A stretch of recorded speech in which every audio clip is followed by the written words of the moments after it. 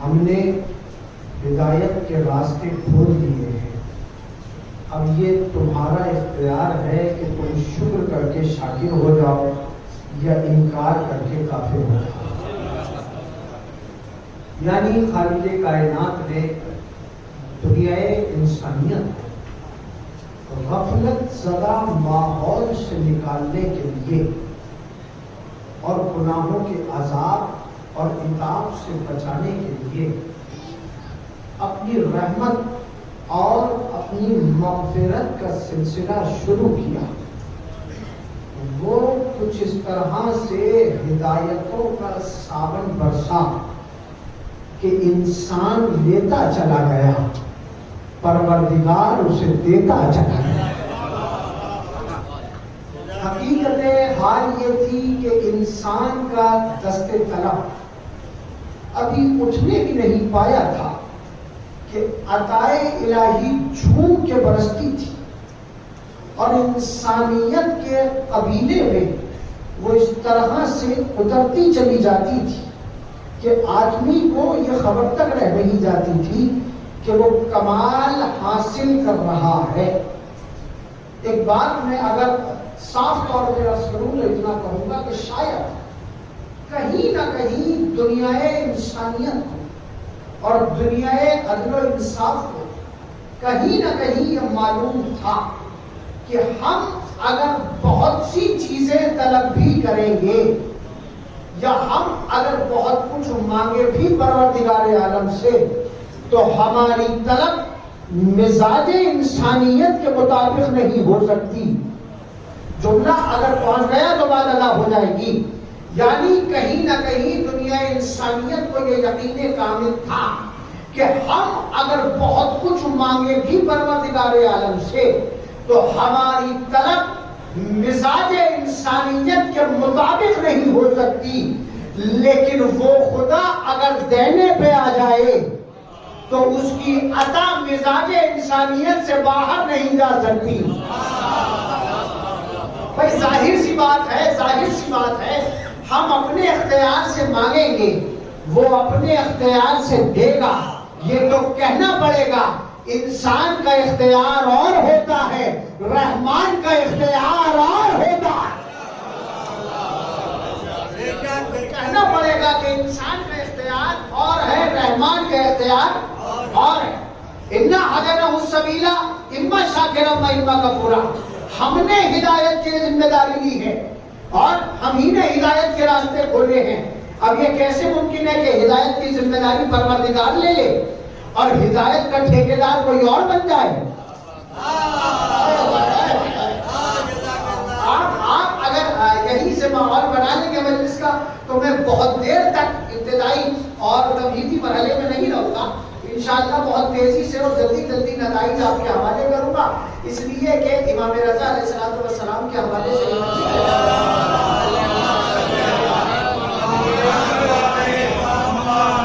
कोशिश बस इतनी रहेगी कि बारगाहे इमामत में मैं यहाँ से सलाम अकीदत पेश कर सकूं, और कोशिश ये करता रहूंगा कि आप भी उधर से सलाम अकीदत, सलाम मोहब्बत इमाम की बारगाह में पेश करते रहें। इन्ना हदैनहु सबीला इम्मा शाकिरम व इम्मा कफूरा।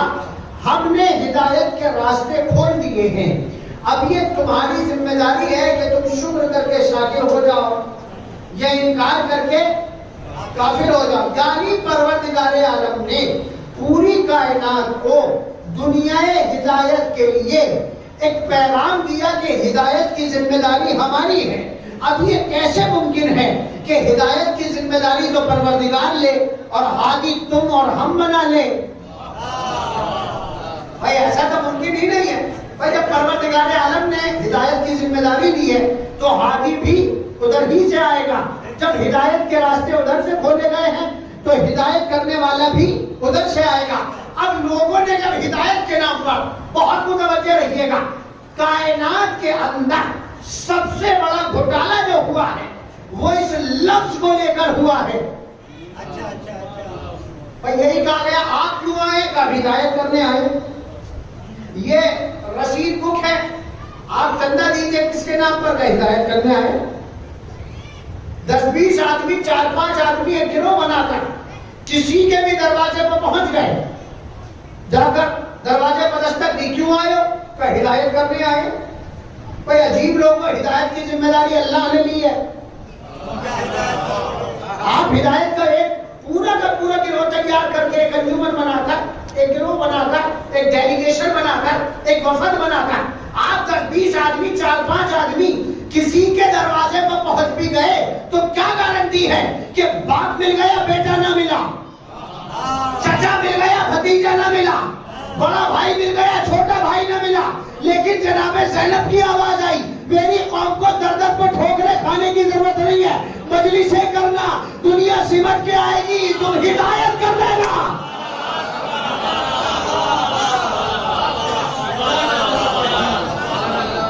भाई मेरी कौम को दर दर पर ठोकरे खाने की जरूरत ही नहीं है। भाई आप हिदायत करते रहना, यहाँ लोग चले आएंगे। इसका मतलब ये, मैंने कहा फिर ये क्यों नहीं देते हो, क्यों नहीं कहते हो फिर ये कि लोगों के घर घर जाकर दीन पहुंचाना और बात है। जुमला सुनिए, जुमला सुनिएगा, क्या मतलब? भाई लोगों के घरों तक जानकर जाकर हिदायत करना और बात है, सारे घरों के लोगों को एक घर में बिठाकर हिदायत करना और बात। अल्लाहू अकबर।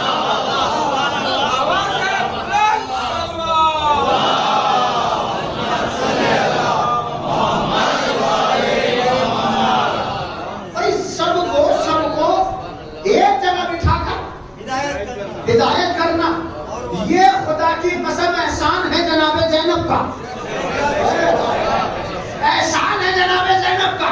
जनाबे ज़ैनब सलामुल्लाह अलैहा ने फर्श अदा की बुनियाद डालकर हमारी कौम पर एक एहसान किया था। जनाबे ज़ैनब जानती थी कि कयामत तक लोग इस्लाम के नाम पर दर दर की ठोकरें खाएंगे कि हम हिदायत कर रहे हैं। जनाबे ज़ैनब ने यह एहसान किया था मेरी कौम पर कि मेरी कौम को ठोकरें खाने से बचा लिया। जनाबे ज़ैनब ने ठोकरें खाने से बचा लिया। जनाबे ज़ैनब की आवाज़ें सुनो, तुम्हें इधर उधर जाने की जरूरत नहीं है, दर दर पे ठोकरें खाने की जरूरत नहीं है, इसलिए कि तीर दर दर की ठोकरें खा के नहीं मिलता, हुसैन की चौखट को चूम के मिलता।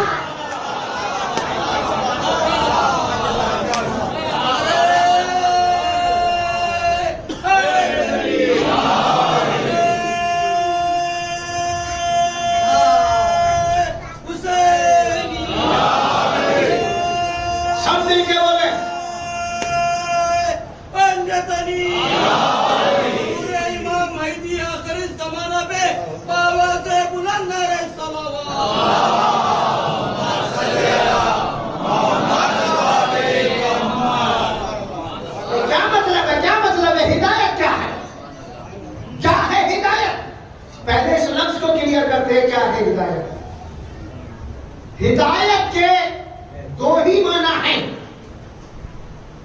जो अरबी की एक किताब में लिखे गए, इराअतुत तरीक और ईसाल इलल मज़लूम। इराअतुत तरीक के माना है रास्ता दिखाना, ईसाल इलल मज़लूम के माना है मंजिल तक पहुंचाना।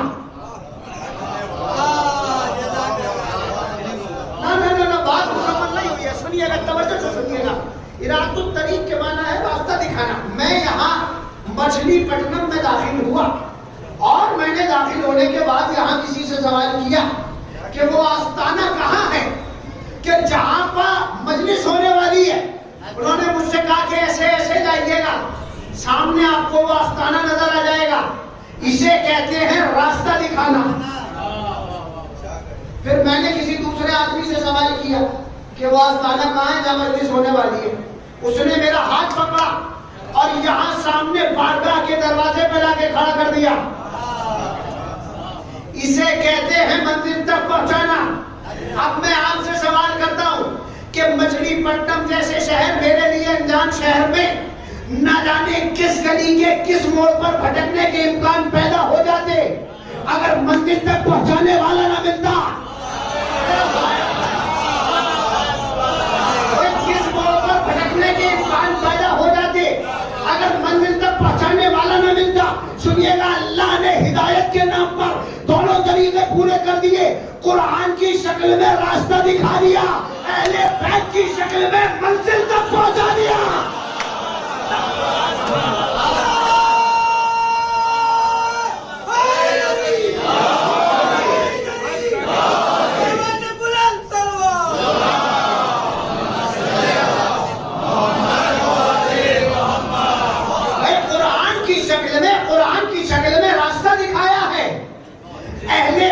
की शक्ल में मंजिल तक पहुंचाया है। अब मुझे इंसाफ से बताए मछलीपट्टनम वालों, भटकने के इम्कान किसमें ज्यादा है? भाई रास्ता भटकने में अगर कोई रास्ता दिखाए तब भटकने के चांसेस ज्यादा है या कोई मंजिल तक ही पहुंचा दे। इसका मतलब यह है कि रास्ता दिखाने में भटकने के इम्कान है। अगर कोई बताए कि ऐसे ऐसे जाओ, अगर किसी भी जिंदगी के एक मोड़ पर गलती हो गई, अगर जिंदगी के किसी एक मोड़ पर भी गलती हो गई तो इसका मतलब यह है कि जिंदगी का रास्ता भटक जाएगा। शायद यही वजह है कि अल्लाह ने अहले बैत को रास्ता दिखाने के लिए छोड़ा, कुरान मजीद को रास्ता दिखाने के लिए भेजा, अहले बैत को मंजिल तक पहुंचाने के लिए भेजा। और यही वजह है कि बहुत से कुरान वाले हैं कि जिन्होंने अहले बैत को छोड़ दिया। कोई एक अहले बैत वाला नहीं है जिसने कुरान को छोड़ दिया।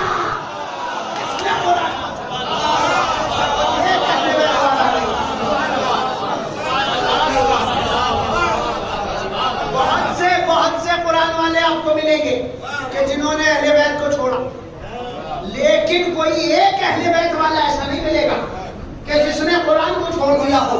जानते हैं इसकी वजह क्या है? इसकी वजह यह है कि परवरदिगार आलम ने कुरान मजीद में कहा, सुम्मा औरसनल किताब अल्लज़ीना इस्तफ़ैना मिन इबादिना, हमने वारिस बनाया है मुस्तफा बंदों को किताब का।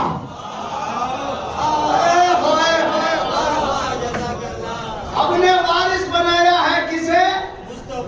मुस्तफा बंदों को। किसका? किताब का। किसे बनाया वारिस? मुस्तफा बंदों को। किसे? मुस्तफा बंदों को। किसे? मुस्तफा बंदों को।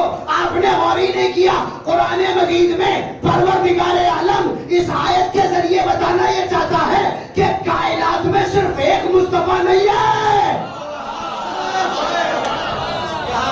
भाई कायनात में सिर्फ एक मुस्तफा नहीं है। इसलिए थोड़ी ना मैंने इतना जोर लगा के जुमला कहा कि 4 लोग बोले, 10 लोग बोले या 20 लोग बोले।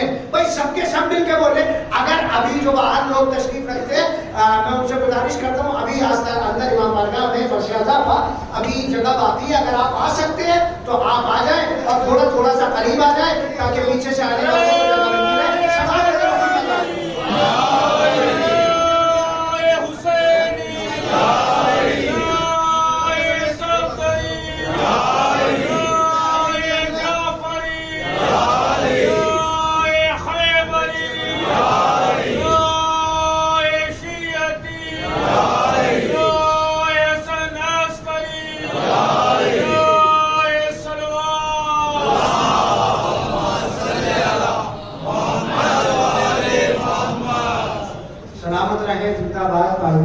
क्या मतलब? पर 2 ही तरीके हैं। एक किताब है जो रास्ता दिखाने आई है, एक अहले बैत है जो मंजिल तक पहुंचाने आए हैं। भटकने के इम्कान किसमें ज्यादा है? रास्ता दिखाने में। अब अल्लाह ने क्या कहा? हमने वारिस बनाया है किसे? मुस्तफा बंदों को। इसका मतलब यह कि कायनात में सिर्फ एक मुस्तफा नहीं है, और भी मुस्तफा हैं। अब पता कैसे चले कि कहां कहां मुस्तफा है? आइए मुस्तफा ही की ज़बानी से सुनते हैं। अव्वलुना मोहम्मद व आखिरुना मोहम्मद व आखिरुना मोहम्मद व कुल्लुना मोहम्मद। हमारा पहला भी मोहम्मद है, हमारा औसत भी मोहम्मद है, हमारा आखिर भी मोहम्मद है। लीजिए कुल के कुल का तर्जुमा सुनिएगा। हम सारे के सारे चादरे तदहीर में भी मोहम्मद हैं, मैदाने मुबाहिला में भी मोहम्मद।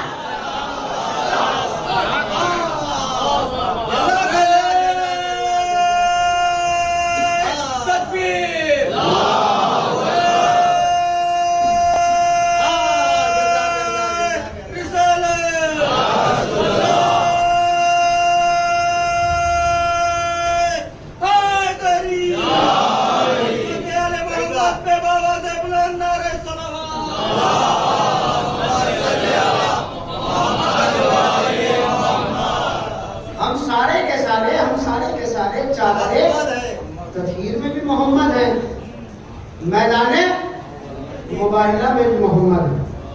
अब सुनिएगा क्या कहा परवरदिगार आलम ने? इन्ना हदैनाहु सबीला इम्मा शाकिरम व इम्मा कफूरा। हमने कुरान मजीद में जहां जहां पर भी लफ्ज़ इन्ना आता है, जहां जहां पर भी इस आयत की इब्तिदा किस लफ्ज़ से हो रही है? इन्ना। इन्ना। इन्ना के क्या मानी है? इन्ना के मानी है हम। परवरदिगार आलम जहां जहां पर भी लफ्ज़ इन्ना कहता है कुरान मजीद में, तो वहां समझ लीजिएगा वहां कहता है हम। और हम जो है वो उर्दू ज़बान में जमा का सीगा है, और वो जो है वो अहद है। तो वाहिद के मानी भी अकेला, अहद के मानी भी अकेला, लेकिन अहद उस अकेले को कहते हैं कि उसके जैसा फिर कोई नहीं है। भाई जिसके जैसा कोई अकेला है ही नहीं, वो कहता है हम। कुरान मजीद में जहां जहां भी लफ्ज़ इन्ना का इस्तेमाल होता है, वहां क्या कहता है? हम कहता है, सुनिएगा, कुरान मजीद की और भी आयत आपके हवाले करूं, सुनिएगा, तवज्जो से सुनिएगा। एक जगह कहता है इन्ना खलकनल इंसाना मिन नुतफतिन अमशाजिन नब्तलीहि फजअलनाहु समीअन बसीरा। हमने इंसान को मिले जुले नुतफे से पैदा किया ताकि उसे देखने और सुनने वाला बना सके। फिर उसके बाद कहता है इन्ना आतदना लिल काफिरीना, आयतों पे लुत्फ लीजिएगा, इन्ना आतदना लिल काफिरीना सलासिलम व अगलालम व सईरा। हमने काफिरों के लिए जहन्नम में भड़कती हुई आग रखी है। फिर उसके बाद कहता है इन्ना हदैनाहु सबीला इम्मा शाकिरम व इम्मा कफूरा। हमने हिदायत का इंतजाम कर दिया है। फिर उसके बाद कहता है, क्या कहता है, इन्ना अंज़लनाहु फी लैलतिल क़द्र। फिर उसके बाद कहता है इन्ना अंज़लनाहु क़ुरआनन अरबिय्यन लअल्लकुम ताक़िलून। फिर उसके बाद कहता है इन्ना अंज़लना रियाहा लवाक़िहा। फिर उसके बाद कहता है इन्ना अंज़लना मिनस समाए माअन तहूरा। फिर उसके बाद कहता है इन्ना आतैना कल कौसर। फिर उसके बाद कहता है इन्ना शानिअका हुवल अब्तर। फिर उसके बाद कहता है इन्ना नहनु नज़्ज़लना ज़िक्रा व इन्ना लहू लहाफ़िज़ून। फिर उसके बाद कहता है इन्ना खलक़नल इंसाना मिन नुतफ़तिन अमशाजिन नब्तलीहि फजअलनाहु समीअन बसीरा। हमने इंसान को मिले जुले नुतफे से पैदा किया। ए मेरे माबूद, कुरान मजीद के अंदर जगह जगह पर क्यों कहता है, इन्ना कहता है, हमने किया, हमने किया, हमने किया। कभी कहता है इंसान को हमने बनाया, कभी कहता है हवाओं को हमने चलाया, कभी कहता है पानी को हमने बरसाया, कभी कहता है कुरान को हमने नाजिल किया, कभी कहता है इस कुरान की हिफाजत हम करेंगे। ए मेरे परवरदिगार, जगह जगह पे हम क्यों कहता है? अब मुफस्सिरीन ने लिखा कि जहां जहां पर भी परवरदिगार आलम कुरान मजीद में हम कहता है, वहां दो तफसीरें हैं। एक वो तफसीर जो उलमाए अहले तशय्युअ ने की है, यानी हमारे उलमा ने की है, और एक वो तफसीर जो उलमाए अहले सुन्नत ने की है। अब उलमाए अहले तशय्युअ ने लिखा, पहले मैं आपकी तफसीर आपको सुनाता हूं।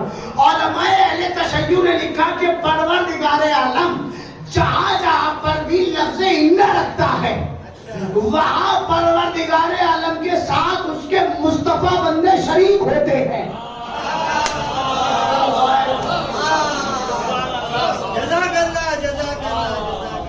इतनी खामोशी मछलीपट्टनम में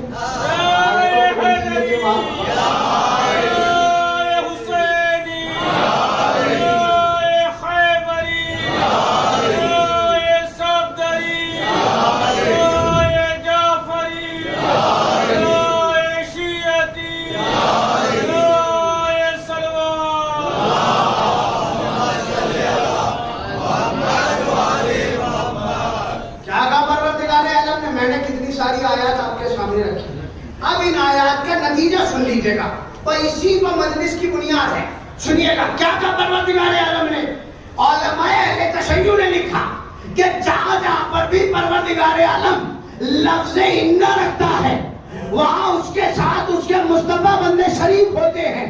अब वो तफसीर जो उलमाए आलम इस्लाम ने की है, सारे फिरकों के उलमा ने मिलकर लिखा कि जहां जहां पर भी परवरदिगार आलम कुरान मजीद में लफ्ज़ इन्ना का इस्तेमाल करता है, वहां पूरी कायनात को अपनी किबरियाई का आईना दिखाता है।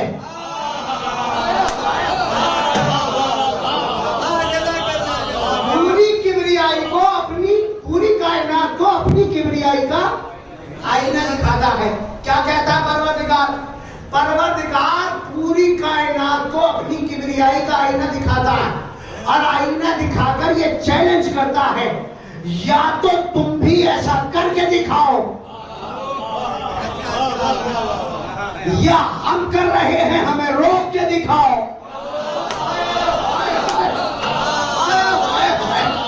अब अगर मुतवज्जे ना हो सके तो पढ़ चुका मजलिस, पर यही तक आपको लाना था। क्या का परवरदिगार परवरदिगार आलम ने जहां जहां पर भी लफ्ज़ इन्ना का इस्तेमाल होता है, परवरदिगार आलम चैलेंज करता है, या तो तुम भी ऐसा करके दिखाओ, या हम कर रहे हैं हमें रोक के दिखाओ।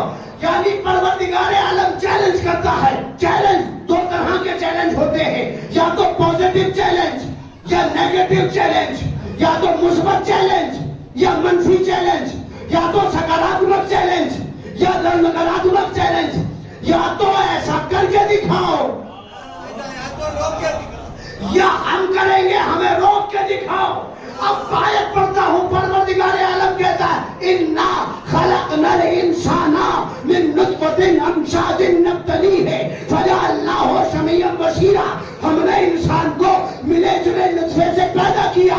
परवरदिगार का चैलेंज ये है, या तो इसके अलावा तुम किसी इंसान को पैदा करके दिखाओ, वरना हम करेंगे, हमें रोक के दिखाओ। ऐसे नहीं। अब उसके बाद कहता है इन्ना खलकनल, उसके बाद कहता है इन्ना आतदना लिल काफिरीना सलासिलम व अगलालम व सईरा।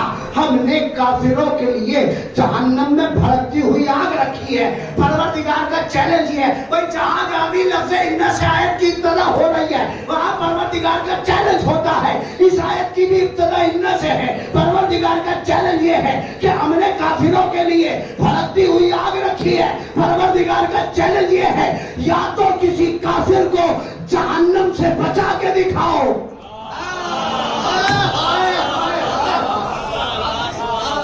या तो किसी काफिर को, मैं उर्दू में पढ़ रहा हूं, बात सबकी समझ में नहीं आ रही है, जब सब तक पहुंच रही है तो उधर से एहसास करा दीजिएगा। क्या आप तक मेरी बात पहुंच रही है? अल्लाह करे आपकी आवाज मुझ तक पहुंच जाए। सरवार बीरे मोहम्मद वाले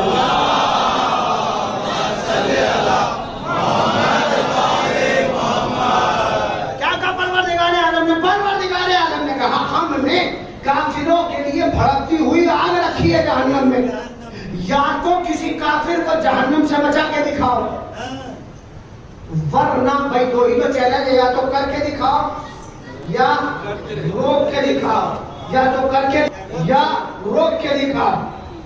परवरदिगार आलम ने चैलेंज किया, हमने काफिरों के लिए भड़कती हुई आग रखी है, या तो काफिर को जहन्नम से बचा के दिखाओ, वरना हमारा नुमाइंदा इब्राहिम नारे नमरूद में जाएगा, या फिर इब्राहिम को आग से जला के दिखाओ।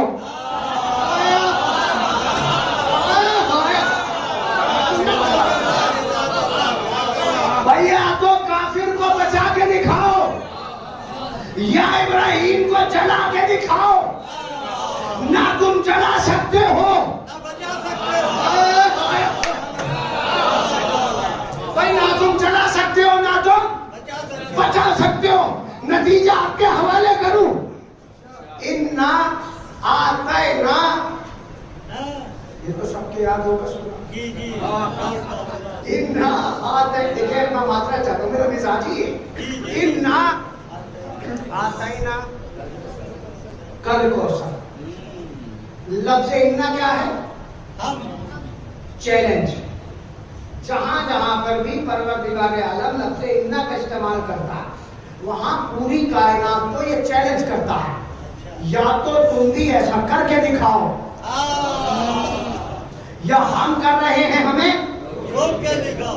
रोक के दिखाओ, भाई यही तो चैलेंज होता है। अब सुनिएगा, लफ्ज़ इन्ना आतैना, यहां से इब्तिदा, सूरह की इब्तिदा हो रही है किस लफ्ज़ से? इन्ना से। कितनी आयतें हैं इस सूरह में? आयतें हैं 3। इन्ना आतैना और तीसरी आयत इन्ना शानियाका। पहुंच गई सब तक बात? आपने गौर नहीं किया, परवरदिगार आलम ने छोटे से सूरह में आयतें 3 रखी हैं, लेकिन चैलेंज 2 रखे हैं।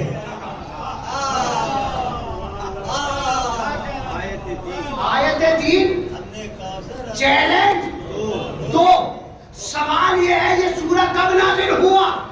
ये सूरह उस वक्त नाजिल हुआ जब आस इब्ने वाइल नाम का मलऊन मक्के की गलियों में ये ढिढोरा पीट रहा था, नबी बे औलाद हो गए, नबी के कोई औलाद बची नहीं है, नबी की नस्ल मुनक़ता हो गई है, नबी की नस्ल अब चलेगी नहीं। परवरदिगार आलम ने काफिरीन के मुंह पर सूरह कौसर की शक्ल में तमाचा मार के बताया, इन्ना आतैना कल कौसर, हमने अपने हबीब को कौसर अता किया, कसरत औलाद से नवाजा। फिर क्या कहा, इन्ना शानिया का होवल अख्तर, बेशक रसूल का दुश्मन अख्तर रहेगा, रसूल का दुश्मन में औलाद रहेगा, रसूल के दुश्मन की कोई औलाद नहीं होगी।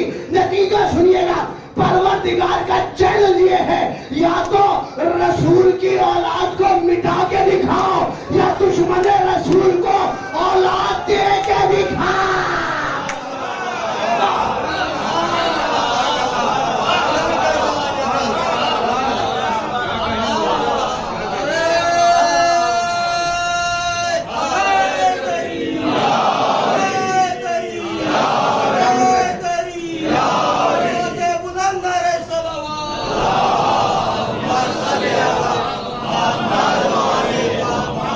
क्या है परवरदिगार का यही तो चैलेंज, या तो करके दिखा या रोक के दिखा। परवरदिगार आलम ने क्या कहा, या तो रसूल की नस्ल को मिटा के दिखाओ या दुश्मनाने पैगंबर को औलाद दे के दिखाओ। इसका मतलब यह है कि सूरह कौसर के जरिए परवरदिगार आलम चैलेंज दे रहा है कि मेरे हबीब की नस्ल को जितना मिटाओगे इतना बढ़ती चली जाएगी।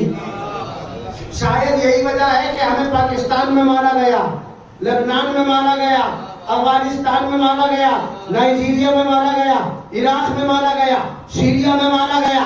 जितना मारते चले गए उतना जिंदगी का ऐलान होता चला गया। भाई जितना मारते चले गए उतना जिंदगी का ऐलान होता चला गया। भाई जितना काटते चले गए उतना हम बढ़ते चले गए, जितना दबाते चले गए उतना उभरते चले गए। और उभर के बताया कि कल भी जिंदगी का जामिन हुसैन था, आज भी जिंदगी का जामिन हुसैन।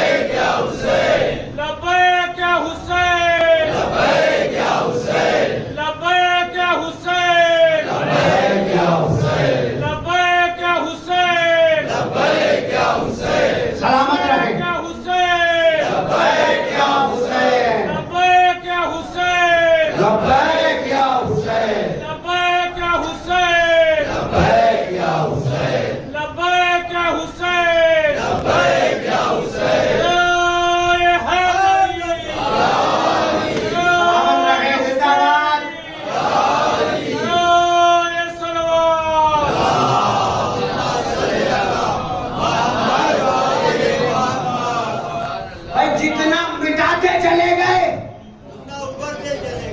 उतना उभरते चले गए।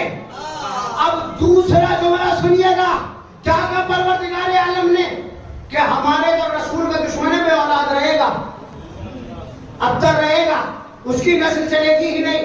लेकिन तारीख ने लिखा कि दुश्मनाने पैगंबर की औलाद हुई। अल्लाह की किताब तो ये कह रही है कि दुश्मन की औलाद होगी नहीं, तारीख ये लिख रही है कि दुश्मन की औलाद हुई पैगंबर के। जब छठे मौला से किसी ने सवाल किया, मौला माजरा क्या है, कुरान तो ये कह रहा है कि रसूल का दुश्मन पे औलाद, तारीख कह रही है कि इनकी औलाद हुई।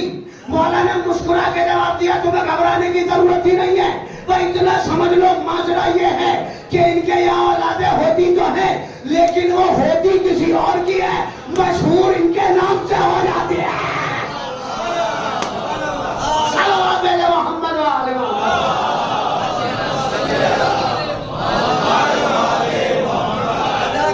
होते किसी और के, मशहूर इनके नाम से होता है।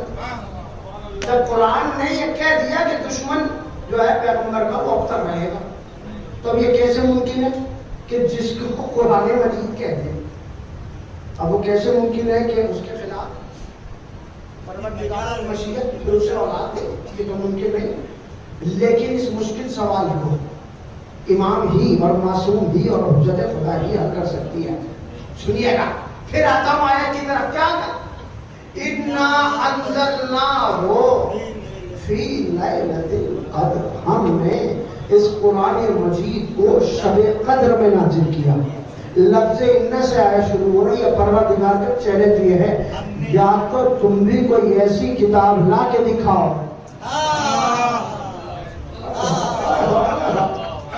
भूल न जाइएगा, पढ़ूं आयत, नतीजा सुनिएगा। क्या कहा परवरदिगार आलम ने? इन्ना नहनु नज़्ज़लना ज़िक्रा व इन्ना लहू लहाफ़िज़ून, हम ही ने इस कुरान को नाजिल किया है, हम ही इसकी हिफाजत करने वाले हैं, हम ही ने इस किताब को नाजिल किया है। जुमला कह के उधर जाऊंगा, मर्जी आपकी। अगर समझ गए तो मेरा सलाम, ना समझे तो मेहनत करनी पड़ेगी। क्या कहा? इन्ना नहनु नज़्ज़लना ज़िक्रा व इन्ना लहू लहाफ़िज़ून, हम ही ने इस कुरान को नाजिल किया है, हम ही इसकी हिफाजत करने वाले हैं। यह जिसकी गारंटी परवरदिगार आलम ले ले, फिर किसी त्यागी के अंदर इतनी ताकत नहीं है कि वो कुरान मजीद से 26 आयतें हटा दे।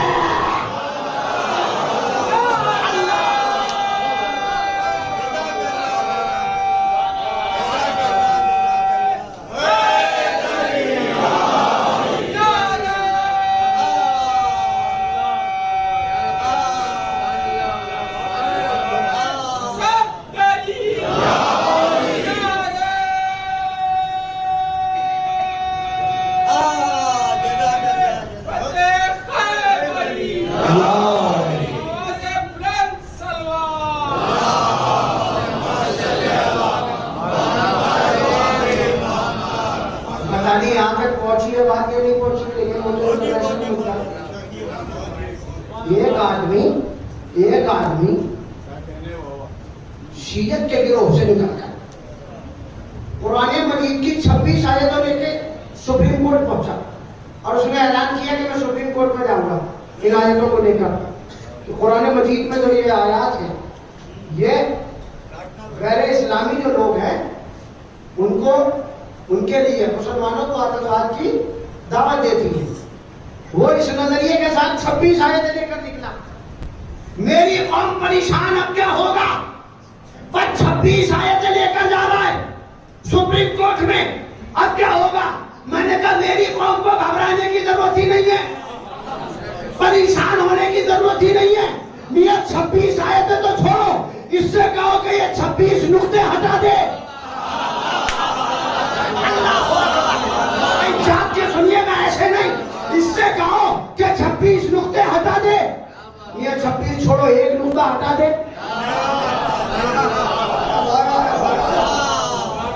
एक नुक्ता हटा दे, नहीं हटा सकता। क्यों नहीं हटा सकता? मैंने कहा हटाने की तो छोड़ो, इससे कहो कि ये सिर्फ हिला दे। इससे कहो कि ये सिर्फ हिला दे। हिलाने का क्या मतलब?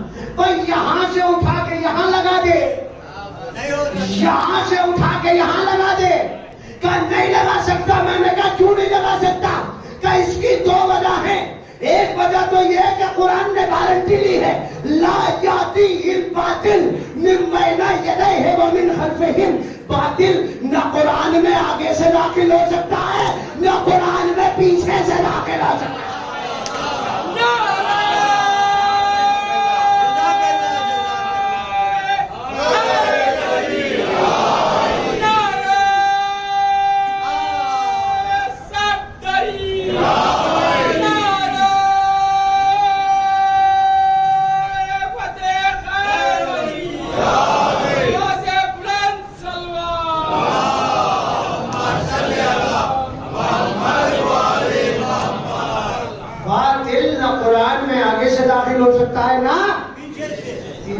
हो सकता है। सवाल ही पैदा नहीं है, ये कुरान मजीद में दाखिल हो जाए, हो ही नहीं सकता। सुनिएगा, एक वजह तो यह है कि पुराने मजीद में गारंटी नहीं है। वजह क्या है कि ये पुराने मजीद का नुक्ता हिला नहीं सकता, हटाने की तो छोड़िए, हिला नहीं सकता। तो क्यों नहीं हिला सकता? मैंने कहा इसकी वजह यह है कि मेरे अमीर ने फरमाया है, अना नुक्ततुल लती तहते बाय बिस्मिल्लाह, बाय बिस्मिल्लाह में जो बे के नीचे का नुक्ता है उसे अली कहते हैं, उसे अली कहते हैं, उसे अली कहते हैं। आपने गौर नहीं किया, मियां किसी खाकी नजिस के अंदर इतनी ताकत ही नहीं है कि वो कुरान मजीद का नूरी नुक्ता हिला सके।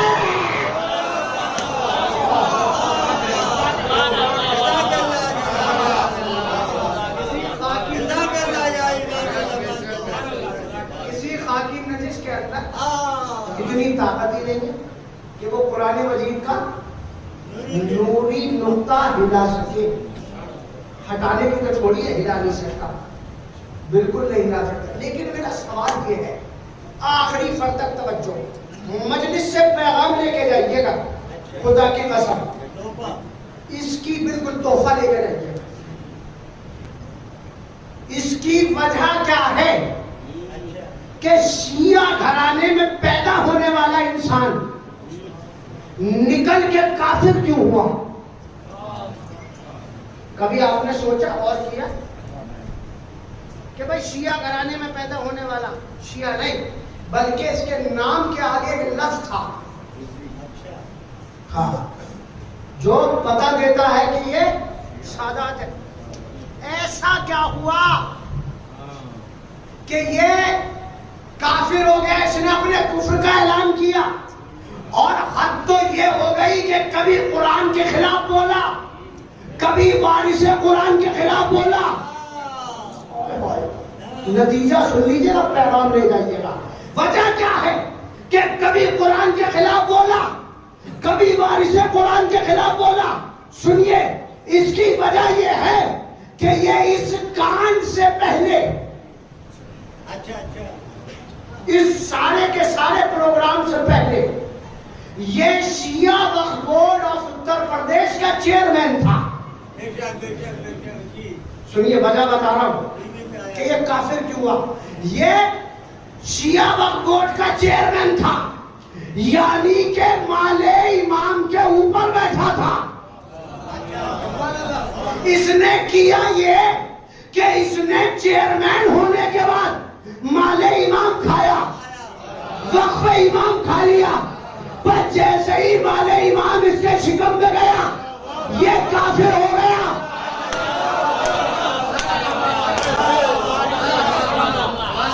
आपने गौर नहीं किया। सुनिए, इसकी वजह यह है, जो 1400 साल के बाद यहाँ हिंदुस्तान में माले जहरा खा ले, जब वो खुल के काफिर हो जाए तो जो पूरे का पूरा बागे फिजा खा जाए।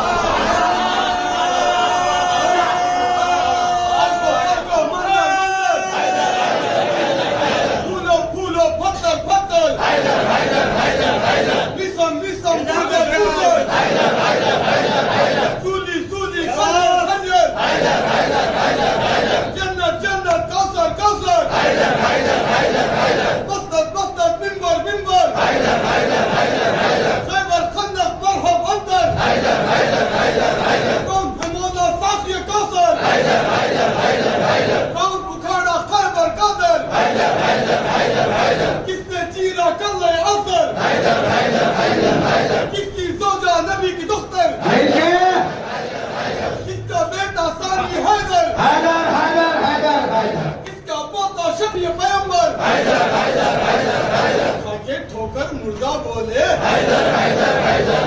ताकि इशारा सूरत बन जाए। पत्थर पत्थर मस्त खलंदर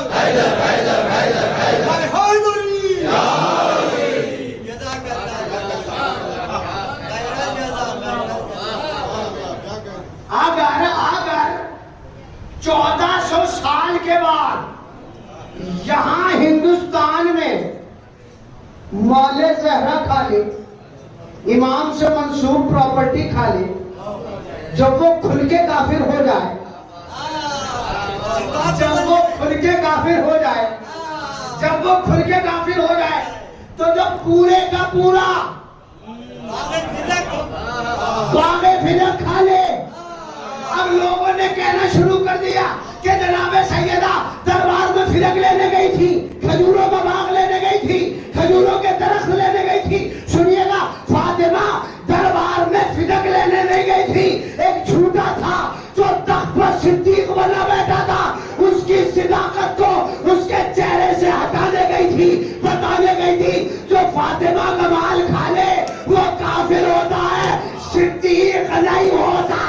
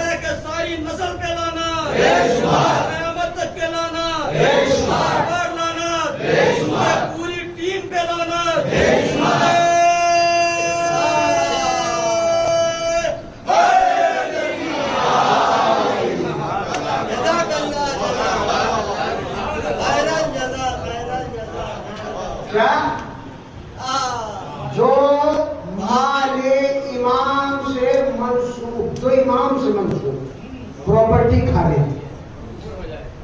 माले इमाम खा ले, रूहानी रहजन खत्म, माले इमाम खा ले तो वो खुल के काफिर हो जाता है। नतीजा देख लिया आपने, रिजवी से त्यागी हो जाता है। कोई रिजवी से त्यागी हो जाता है। मैं भी यही कहने आया हूँ आज की मजलिस से, मैं भी अपनी कौम से यही कहने आया हूँ, होशियार हो जाओ मस्जिद इमाम बारगाह के मुतवल्लियों।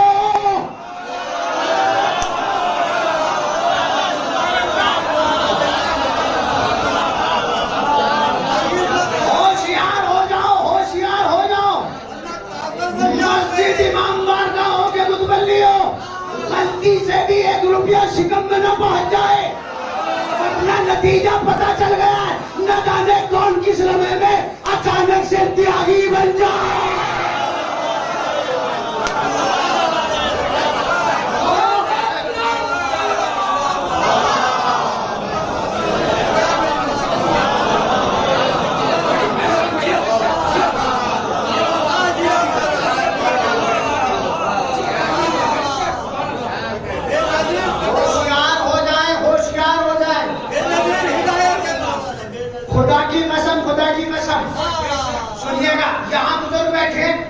अगर मेरी बात में सच्चाई होगी तो तारीफ कीजिएगा। खुदा की कसम सुनिएगा, आज से ज्यादा पुरानी बात नहीं, 40 बरस पहले, 50 बरस पहले, जब किसी से जो आज बुजुर्ग है ये गवाही देंगे, उस वक्त में जब कहा जाता था कि मस्जिद के मुतवल्ली बन जाइए, आस्ताने के मुतवल्ली बन जाइए, दरगाह के मुतवल्ली बन जाइए, इमाम बारगाह के मुतवल्ली बन जाइए, तो वो हाथ जोड़ के कहते थे ये जिम्मेदारी किसी और को दे दीजिए। लेकिन आज इसके उल्टा हो रहा है, आज बैक डोर से रिश्वत दे के कहा जा रहा है कि जिम्मेदारी हमें दे दीजिए। आज कहा जा रहा है हमें दे दीजिए, हमें दे दीजिए। सुनिएगा, ऐसा नहीं है कि आप हर मुतवल्ली को आप सबकी निगाहों से देखना शुरू कर दें, ऐसा भी नहीं है। हर एक को न देखना। खुदा की कसम, अगर लोगों ने ये जिम्मेदारी उठाना बंद कर दी तो फिर आप सोचिए मस्जिद और इमाम बारगाहों की जिम्मेदारी लेगा कौन? कौन उठाएगा जिम्मेदारी? कौन उठाएगा? कौन आगे बढ़ेगा? सुनिएगा, अब मैं आपको एक नतीजा दे रहा हूं। अगर चाहते हो कि आपकी जो प्रॉपर्टियां हैं इमाम से मंसूब और वो महफूज रहे, तो ये सोच के उन हाथों में देना जो अमानतदार हाथ है। उन हाथों में देख के देना जो अमानतदार हाथ है, जो खयानतदार हाथ नहीं है। इसलिए कि आज के दौर में सिर्फ दो ही चीजें हैं कि जिन्हें देख के दिया जाना चाहिए। एक अब्बास का आलम,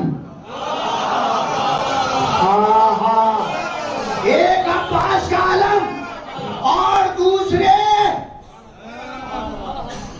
औकाफ की प्रॉपर्टी की जिम्मेदारी। इसलिए उन हाथों में, जिन हाथों में आप अब्बास का अलम इत्मीनान के साथ देते हो, उन्हीं हाथों में ये वक्त की प्रॉपर्टीज दे देना। खुदा की कसम मुतमईन होके सो जाना, वो कल की तरह महफूज रहेंगी।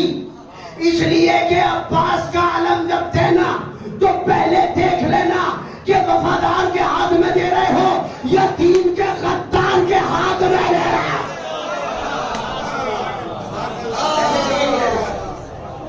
दीन के गद्दार के हाथ में दे रहे हो या वफादार के हाथ में दे रहे हो।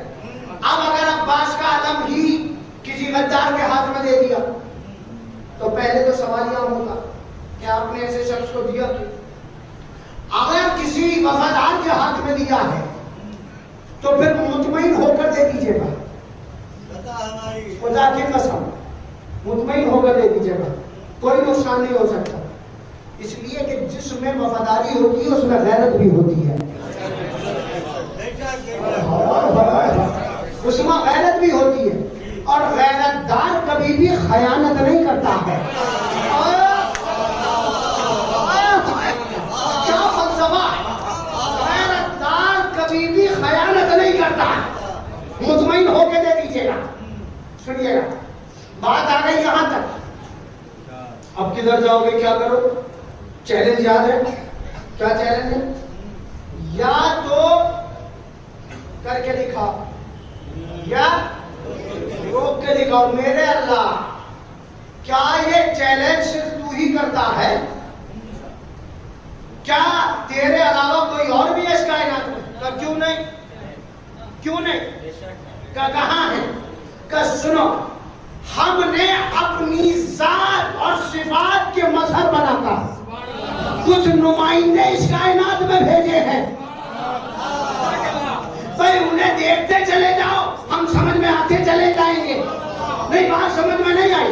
इतना समझ लो, अली को देखना तो हमारा आला होना समझ में आएगा, मोहम्मद को देखना तो हमारा महमूद होना समझ में आएगा, फातिमा को देखना तो हमारा फातिरुस समावात होना समझ में आएगा, हसन को देखना तो हमारा मोहसिन होना समझ में आएगा, हुसैन को देखना तो हमारा कदीमुल एहसान होना समझ में आएगा। यह दुनिया जमीन पर खड़ी हुई, जमीन की पस्तियों पर खड़ी हुई, यही तो सवाल कर रही थी, उसका आदल कैसा है, उसका रहम कैसा है, उसका करम कैसा है, वो खालिक कैसा है, वो मालिक कैसा है। इन पांच ने आके बताया, हमें देखते चले जाओ, फिर तुम्हें अंदाजा होता चला जाएगा वो ऐसा है।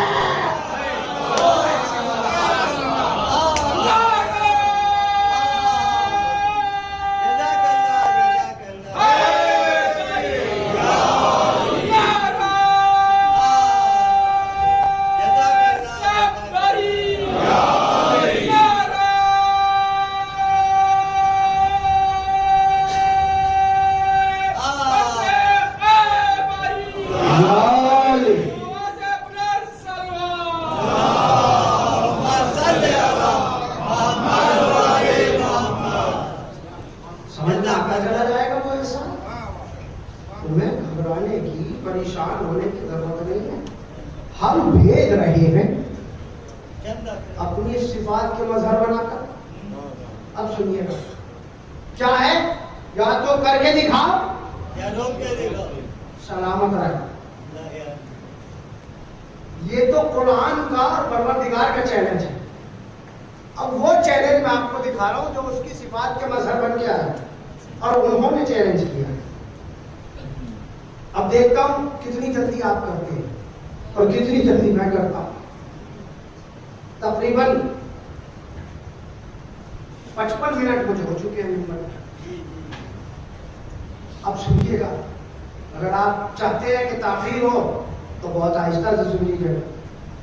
मैं तो पूरी तारीख समेट कर एक जुमले में आपके हवाले कर रहा हूं। देखना क्या है, वो चैलेंज या तो करके दिखाओ या रोक के दिखाओ। हुआ ये हुजूरे वाला कि एक दिन कुछ झूठे लोग नकली मैयत लेकर सच्चे ईमान के पास आ गए। तारीफ पढ़ी है, मैंने तारीफ पढ़ी है आपके सामने।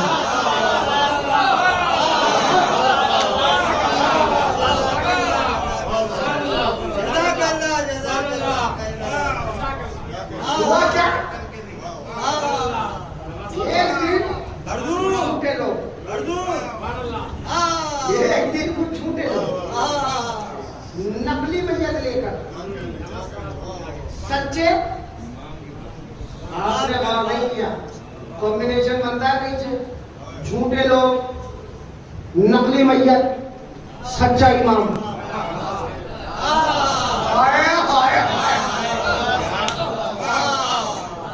झूठे लोग नकली मैयत सच्चा इमाम आ गए। भाई सिफात का मजहर है ना अली, तो अली से भी जाहिर होना चाहिए कि अली ये चैलेंज करे, या तो करके दिखाओ या रोक के दिखाओ, मंजर दिखाऊंगा। सुनिएगा, आ गए, या अली नमाज मैयत पढ़ा लीजिए।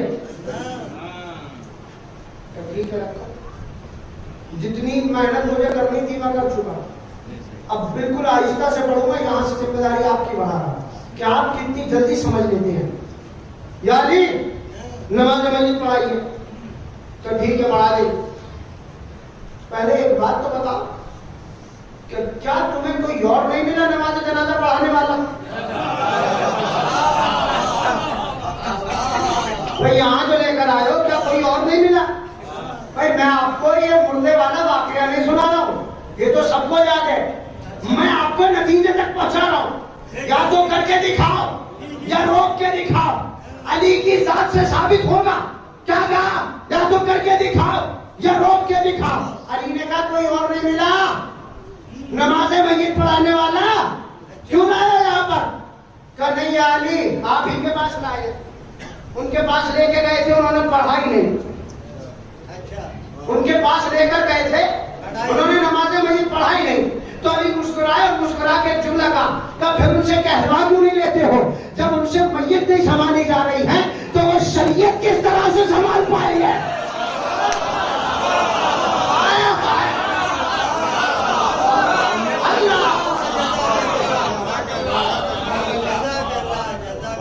उनसे कहलवा क्यों नहीं लेते हो?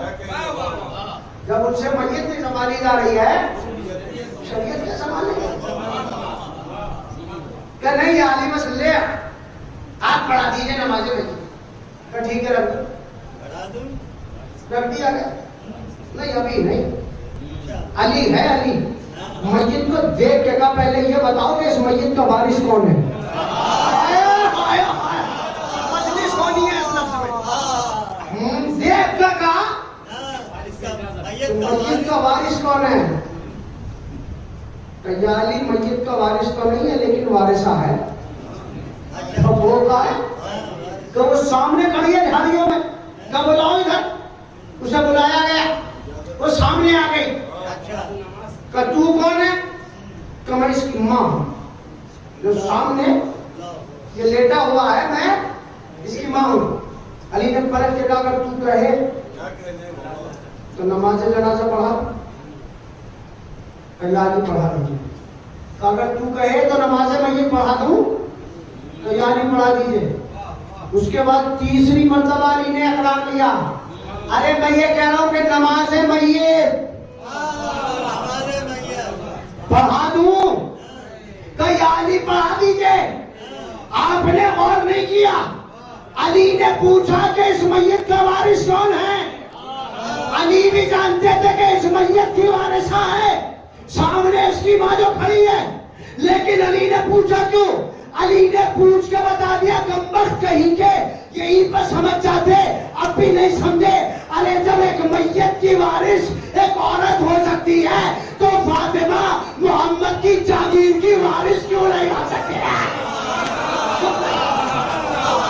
सबका मौला अली अली, सबका मौला अली अली, हमारे पैगंबर अली अली, हमारे पैगंबर अली अली, अली अली, अली अली, देर का बाबा अली अली, देर का बाबा अली अली, बेबे विलादत अली अली, बेबे विलादत अली अली, जितने शहादत अली अली, जितने शहादत अली अली, दम अली अली, दम अली के, दम अली अली, दम अली अली, इमली का इशारा अली अली, इमली का इशारा अली, सब मिल के आखिरी फर्द तक सुन्नत को पलटाया अली अली, घर को उखाड़ा अली अली, घर को उखाड़ा अली अली, दम दम अली अली, दम अली अली, हर दम अली अली, अर्श का मौला अली अली, अर्श का मौला अली अली, अर्श का मौला अली अली, अर्श का मौला अली अली, हवाओं का मौला अली अली, हवाओं का मौला अली अली, दम दम अली अली, दम दम अली अली, हर दम अली अली, दम दम अली अली, हर दम अली अली, इसम का नारा अली अली, इसम का नारा अली अली, मुजरी नारा अली अली, मुजरी नारा अली अली, मुंबई नारा अली अली, दम दम अली अली, हर दम अली अली, दम दम अली अली, हर दम अली अली, ऐनुल्लाह अली अली, ऐनुल्लाह अली अली, दम दम अली अली, हर दम अली अली, वजहुल्लाह अली अली, वजहुल्लाह अली अली, दम दम अली अली, हर दम अली अली, नफ्सुल्लाह अली अली, नफ्सुल्लाह अली अली, दम दम अली अली, हर दम अली अली, लिसानुल्लाह अली अली, लिसानुल्लाह अली अली, दम दम अली अली, हर दम अली अली, यदुल्लाह अली अली, यदुल्लाह अली अली, दम दम अली अली, हर दम अली अली, दम दम अली अली, जम्बुल्लाह अली अली, जम्बुल्लाह अली अली, दम दम अली अली, हर दम अली अली, दम दम अली अली, ज़बान खोल के बोलो अली अली अली अली, जितने बार बोलेंगे आपके जो भी गुनाह है चमक जाएगी, आपके गुनाह मर जाएगी। हम जान निकाल के बोलो दम दम अली अली बोलो दम दम अली अली, हर दम अली अली, मेरा बात है, नबी ने बोला है जिक्र अली सलामत रहे। मेरी बात क्या बात है, मेरी बात मेरी खास बात नहीं है। हमारे नबी ने बताया है जिक्र अली की बात जितने बार आपके ज़बान से अली अली बोलोगे उतना उतना आपके इजाफा और बढ़ जाएगी। दम दम अली अली, हर दम अली अली, दम दम अली अली, दम दम अली अली, हर दम अली अली, दम दम अली अली, नारा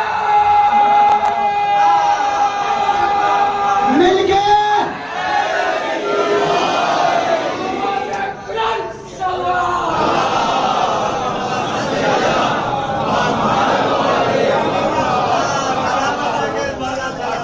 क्या कहा? क्या कहा? भाई जाहिर सी बात है, जब एक औरत मैयत की वारिस हो सकती है, तो फातिमा रसूल की जागीर की वारिस क्यों नहीं हो सकती है? और फातिमा जागीर रसूल की वारिस क्यों नहीं हो सकती? कल तो कह दिया तो फातिमा वारिस नहीं है, आज खुद ही बना के भेज दिया मैयत की वारिस। खुद ही बनाकर भेज दिया। चलो आ ही गए हो, क्या चाहते हो? कई आदमी नमाज मैयत पढ़वाना चाहते हैं, तो अगर आ ही गए हो तो अली के दर्शन में खाली हाथ नहीं जाता है। भाई सब अपनी मुरादें पाकर गए हैं, तो तुम भी ऐसा कैसे मुमकिन है कि मुराद ना पाओ? तुम भी मुराद पाकर जाओगे। बिल्कुल जब आ ही गए हो तो मुराद पाकर जाओगे। क्या चाहते हो? नमाज मैयत पढ़वाना चाहते हो, कब बिल्कुल नमाज मैयत पढ़ाएगा नहीं। सफे लगने लगी, मुख्तसर कर रहा हूं, नतीजा आपके हवाले कर रहा हूं। सफे लगने लगी, अली आके पहुंचे और पहुंचने के बाद जुमला कहने जा रहा हूं। मय्यत के इतने करीब पहुंचे कि अगर हवा चले और लिबास उड़े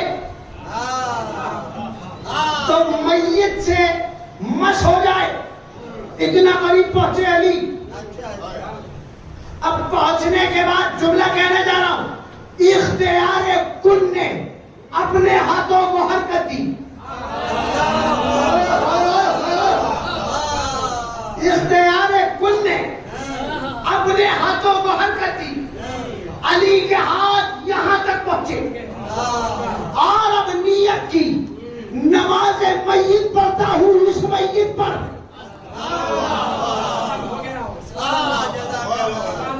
अभी लफ्जों में लफ्ज़ मय्यत आया था कि जिंदगी रुखसत, अभी लफ्जों में लफ्ज़ मय्यत नहीं आया, सिर्फ इतना का नमाज मय्यत पढ़ता हूं इस मय्यत पर। इस तमाम नहीं हुआ था कि जिंदगी तमाम हो गई। जिंदगी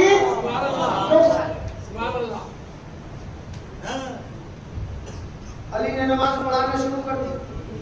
अजीब फितरत के लोग थे, अली के पीछे नमाज पढ़ते पढ़ते अली के आगे आगे, अली के आगे आगे।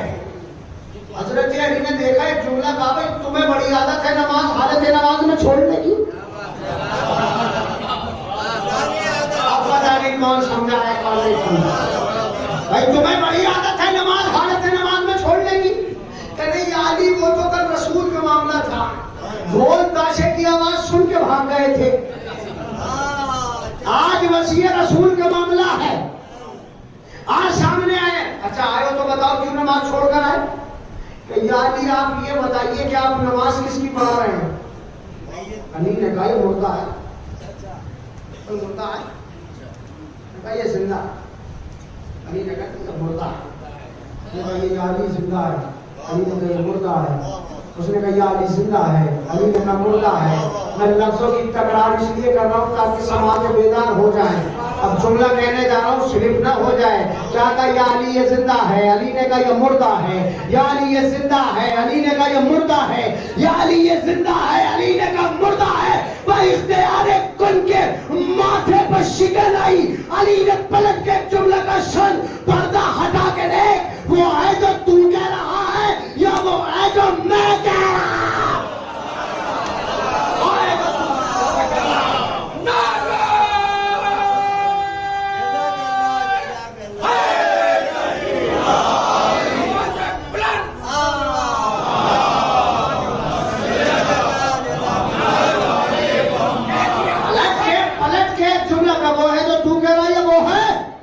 जो हम कह रहे हैं। अब जो पर्दा हटा तो वही निकला जो अली ने कहा था। ना मुर्दा नहीं, वही निकला जो अली ने कहा था। मैं भी अपनी भरी हुई मजलिस से यही कहने आया हूं, पर्दे हटने दो, अली समझ में आता चला जाएगा। पर्दे हटने दो, अली समझ में आता चला जाएगा। क्या मतलब? इल्म से पर्दा हटेगा तो अली समझ में आएगा, अक्ल से पर्दा हटेगा तो अली समझ में आएगा, तारीख से पर्दा हटेगा तो अली समझ में आएगा। लीजिए फैसला सुन लीजिए, गैब से पर्दा हटेगा।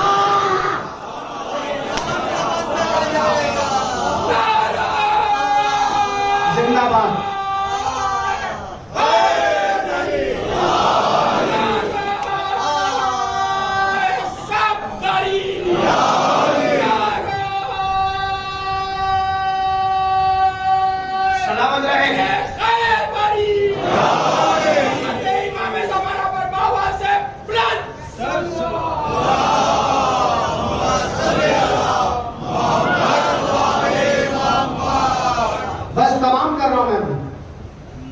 पर्दे हटने दो, अली समझ में आते चले जाएंगे। पता चलता चला जाएगा कि अली ने क्या कहा था। पर्दे हटते चले जाएंगे, अली समझ में आते चले जाएंगे। अब जो पर्दा हटा तो सारे के सारे देखकर एकदम गायब। ये तो वाकया मुर्दा हो गया। अब लकोदक सहरा में उस सुनसान मैदान में सबके जाने के बाद सिर्फ 3 ज़ातें बाकी रह गई थी। एक तो वो मैयत पड़ी, एक उसकी मां और एक मलाइका दूर से आई और आने के बाद कदमों में गिर गई। मौला सब हाफिज जुमले जिंदा लाई थी, जिंदा लेकर जाऊं।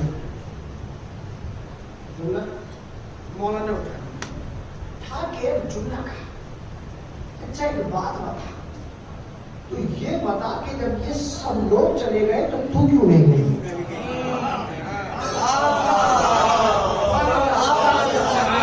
और मेरा सलाम है आपका, मेरा सलाम है आपका। भाई जब सब चले गए तो तू क्यों नहीं गई? अब इस बुढ़िया का जुमला नहीं है, तारीख इस्लाम की हकीकत है। इसलिए का मौला वो जितने गए थे वो किराए के लोग थे।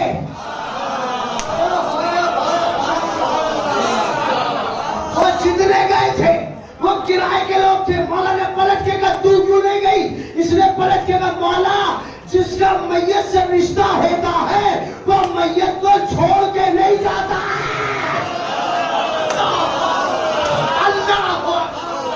क्या मजलिस हो रहा है, क्या मजलिस हो रही है?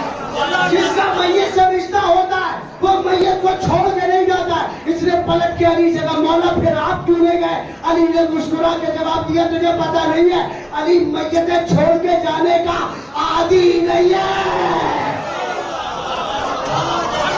अली अली मौला हैदर मौला, अली अली मौला हैदर मौला, अली अली मौला हैदर मौला, अली अली मौला हैदर मौला, अली अली मौला हैदर मौला, अली अली मौला हैदर मौला, फूल नबी तो खुशबू मौला, अली अली मौला हैदर मौला, फूल नबी तो खुशबू मौला, अली अली मौला हैदर मौला, अली अली मौला हैदर मौला, अली अली मौला हैदर मौला, मार पे चढ़कर मीसम बोला, अली अली मौला हैदर मौला, मार पे चढ़कर मीसम बोला, अली अली मौला हैदर मौला, अली अली मौला हैदर मौला, अली अली मौला हैदर मौला, 13 रजब में काबा बोला, अली अली मौला हैदर मौला, अली अली मौला हैदर मौला, अली अली मौला हैदर मौला, ठोकर खाकर मुर्दा बोला, अली अली मौला हैदर मौला, ठोकर खाकर मुर्दा बोला, अली अली मौला हैदर मौला, अली अली मौला हैदर मौला, अली अली मौला हैदर मौला। नारा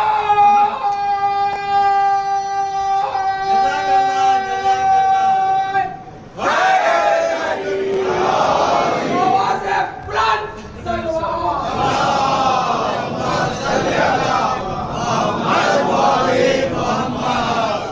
क्या फरमाया? अली मैयतें छोड़ के जाने का आदि नहीं है। फिर मौलाना पलट के उससे सवाल किया अच्छा ये बता कि ये क्यों चले गए? अब जुमला सुनिएगा। मौलाना पलट के कहा अच्छा ये बता कि ये क्यों चले गए? कहा सुनो या अली जिसका मैयत से रिश्ता नहीं होता वो मैयत के पास रुकने का आदि नहीं होता है। और उसकी वजह यह है कि आपके यहाँ भी खुदा ना करे जब किसी का इंतकाल हो जाता है तो आप देखते होंगे मैयत के पास वही रुकता है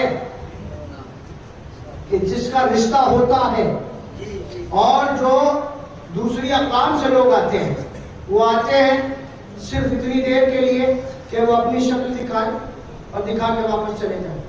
बिरादरी के लोग इतनी देर के लिए आएंगे कि जब तक सारे काम अंजाम न दिए जाए, जब तक तस्वीर नहीं होती रुके रहते हैं।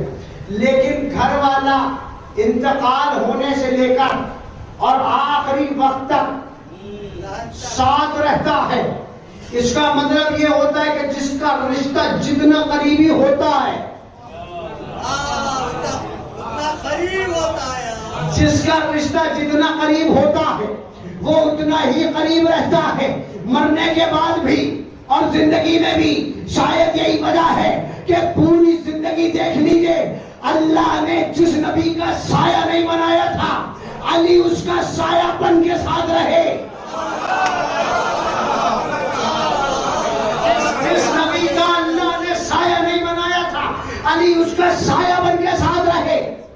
और जिंदगी के आखिरी हिस्से में रसूल की मैयत को एक लम्हे के लिए नहीं छोड़ा, ताकि दुनिया को पता चल जाए कि जितना करीब अली का रिश्ता है, इतना करीबी किसी का रिश्ता नहीं है।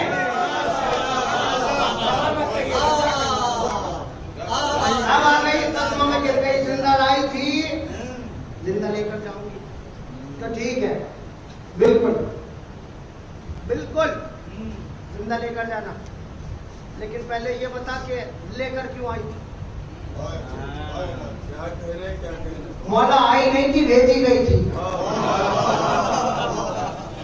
पहुंच गई सब तक बात? आई नहीं थी, भेजी गई थी।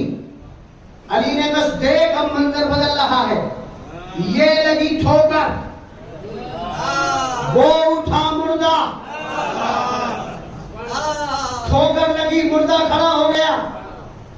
मैंने कहा मौला मेरा काम तो बन गया, मैं अपनी हाफजे की डायरी में एक जुमला लिखूं कि अली के लबों की जुम्बिश का नाम है मौत,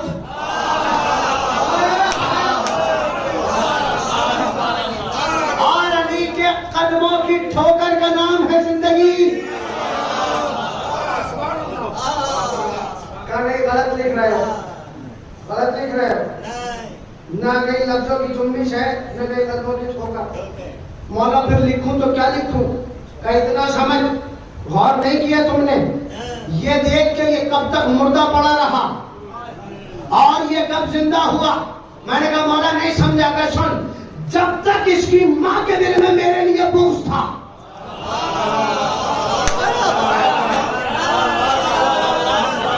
ये मुर्दा पड़ा रहा। जैसे इसके माँ के दिल में यह ख्याल आया कि जिसने मुर्दा किया है वही जिंदा करेगा,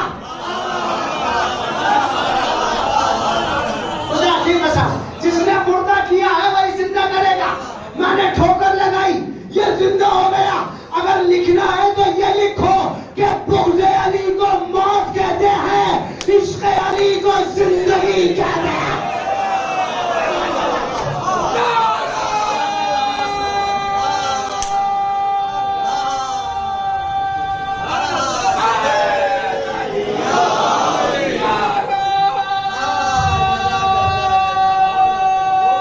जिंदाबाद।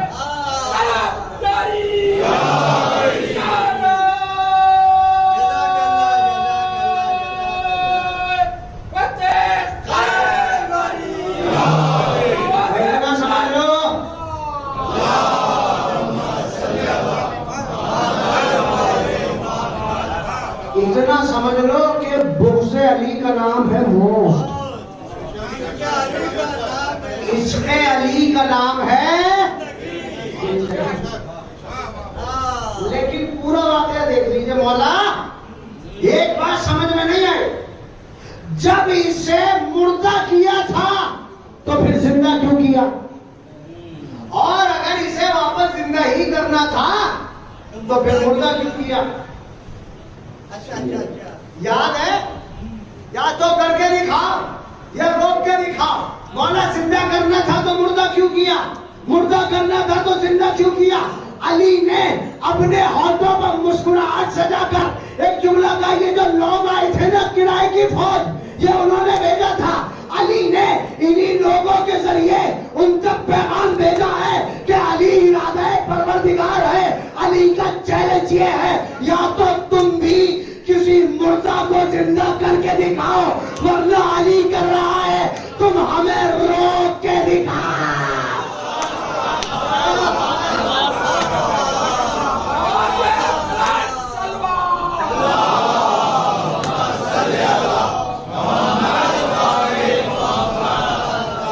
या तो करके दिखाओ या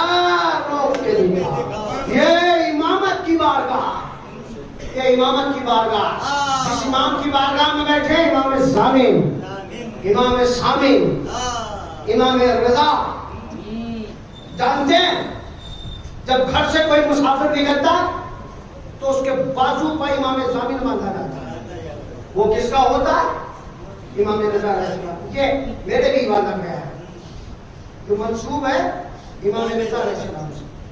जाओ, कोई भी मुसाफिर है, जाओ इमाम रज़ा की जमानत में दी। जानते हैं मुसाफिर को किस लिए जमानत में दिया जाता है? इसलिए दिया जाता है कि ये इमाम जो है इनकी शहादत हालत मुसाफिरत में हो। मामून रशीद बनी अब्बास का जालिम और जालिम बादशाह इमाम को शहीद कर दिया। मेरे पास वक्त नहीं है, इमाम के हवाले से एक चैलेंज आपको सुनाता। इमाम ने जो चैलेंज दिया, इमाम का चैलेंज दरबार में देखेंगे। जब बुलाया ना इसने, मामून रशीद ने बुलाया और बुलाने के बाद सारे जादूगरों को इकट्ठा किया था। क्या कहा था? क्या कहा था कि इमाम के हाथ से लुक़मे को गिरा दिया जाए। तो इमाम ने कालीन पर बने हुए शेर की तरफ इशारा किया कि तू देख रहा है और तेरे ईमान की इहानत की जा रही है। वो कालीन से निकला, वो कालीन से जिंदा शेर की मिस्र निकला और सारे जादूगरों को निकल गया, निकल गया। आपने और नहीं किया, मौला इसे कालीन के शेर को जिंदा शेर क्यों बनाया? इमाम ने मुस्कुरा के एक जुमला कहा कि इस भरे हुए दरबार में मैं चैलेंज करता हूं, या तो तुम भी किसी जमी हुई चीज को जिंदा करके दिखाओ।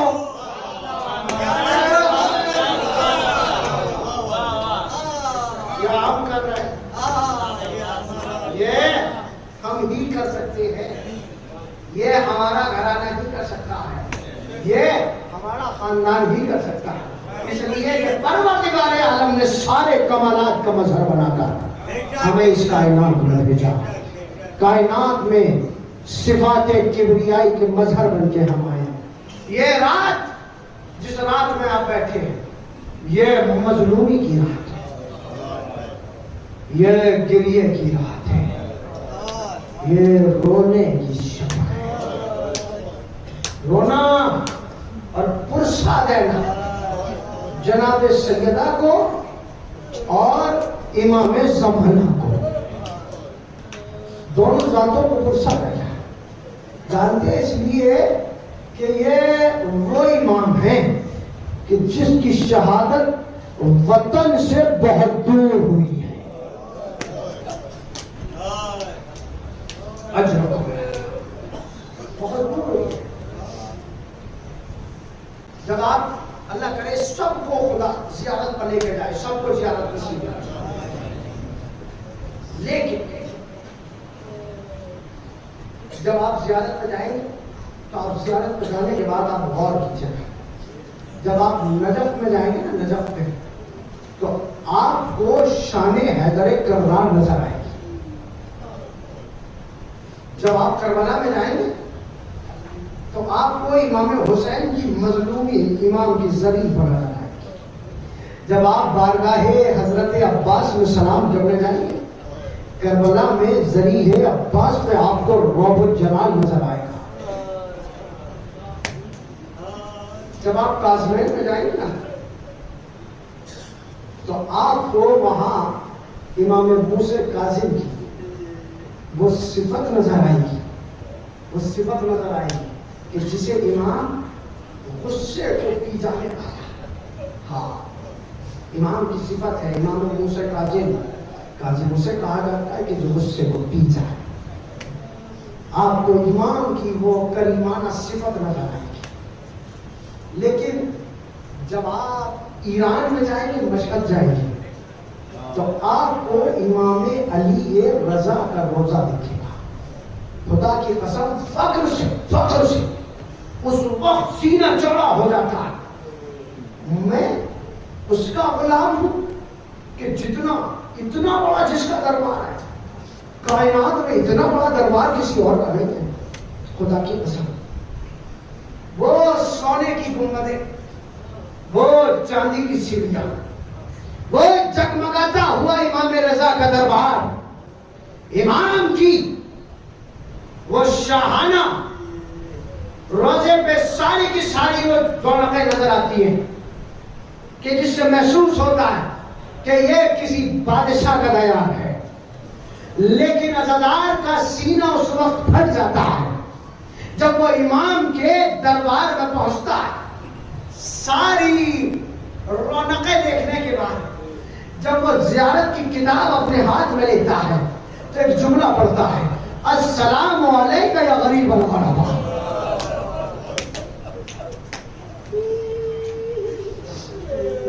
गरीब अल-ग़रबा, आप पर मेरा सलाम। शान अमीराना लक़ब गरीब। जानते हैं इसकी वजह क्या? अरबी जबान में और उर्दू जबान में फर्क। उर्दू जबान में गरीब उसे कहते हैं कि जिसके पास दौलत नहीं होती। अरबी जबान में गरीब उसे कहते हैं जो वतन से दूर हो। इसीलिए हुसैन को गरीब करबला कहा जाता।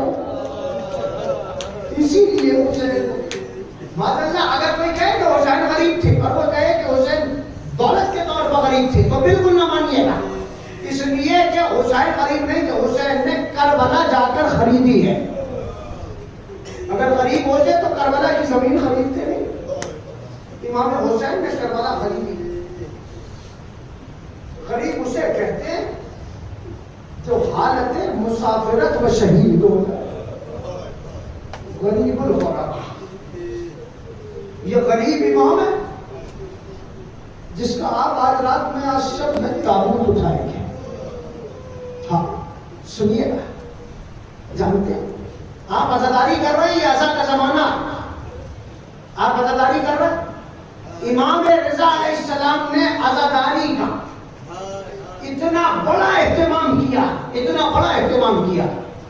इमाम अज़ादारी किया करते थे और शान से किया करते थे कि वो अज़ादारी मशहूर है इमाम की, जो इमाम हुसैन के नाम पर अज़ा बर्पा किया करते थे। इमाम रज़ा अलैहिस्सलाम, जानते हैं मदीने वाले कहते हैं कि जब मुहर्रम का चांद नमूदार होता था तो हमें चांद देखने की जरूरत नहीं होती थी।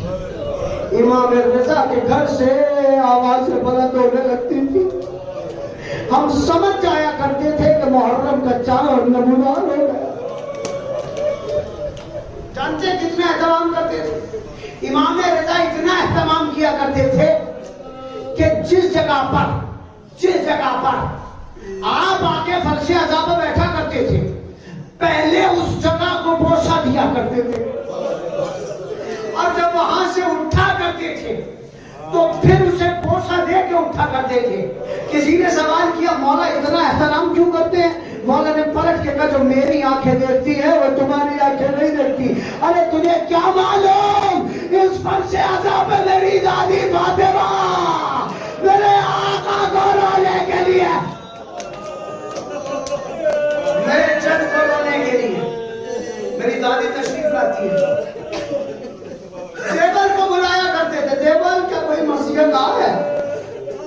हमारे जद की शान में क्या कोई मर्सिया का है? हाँ वाला देवल को एक दिन बुलाया कि देवल हमारे उजड़े हुए घर का मर्सिया सुना। इमाम मजलिस का एहतमाम किया करते थे। बीच में कनात लगाई, इधर खवातीन बैठ गई, इधर इमाम बैठ गए, मर्द बैठ गए। इमाम बैठे, देवल जमीन पर बैठने लगा। इमाम ने कहा, देवल जमीन पर क्यों बैठ रहा है? तो मौला आप यहाँ बैठिए, मिंबर पर बैठिए, मैं जमीन पर बैठा। इमाम ने कहा, नहीं देवल, तुम्हें ज़ाकिर हुसैन का मर्तबा मालूम नहीं है? तो मौला फिर आप कहाँ बैठेंगे? कहा, देवल हम जमीन पर बैठेंगे। देवल तुम मिंबर पर बैठो। हाँ, हमारे उजड़े हुए घर की दास्तान हमें सुना। देवल मिंबर पे गए, देवल ने मर्सिया पढ़ना शुरू किया। देवल ने कयामत को मर्सिया लिखा। देवल कहते सलाम हो शहीद पर कि जिसे कूफे में जहर देकर, कूफे में जहर बुझी तलवार से शहीद कर दिया गया, कि जिसकी बेटियां कूफे में ईद के करीब यतीम हो गई। फिर उसके बाद देवल ने जुमला का सलाम हो उस शहीद पर कि जिसके जिगर के टुकड़े हो गए। फिर उसके बाद देवल कहते मेरा सलाम हो शहीद पर कि जिसे करबला की जमीन पर अरे गले पे खंजर चलाया गया, 12 ज़रबे लगी, हुसैन तड़प के कहते रहे ए अल्लाह तेरा लाडला।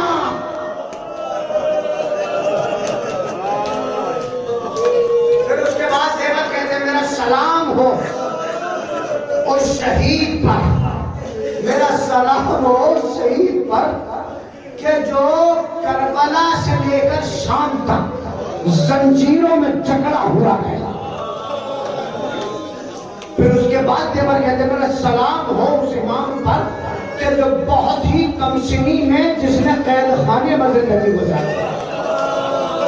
फिर उसके बाद कहते मेरा सलाम हो सादिक इमाम पर कि जिसे जहरे दगा देकर शहीद कर दिया गया।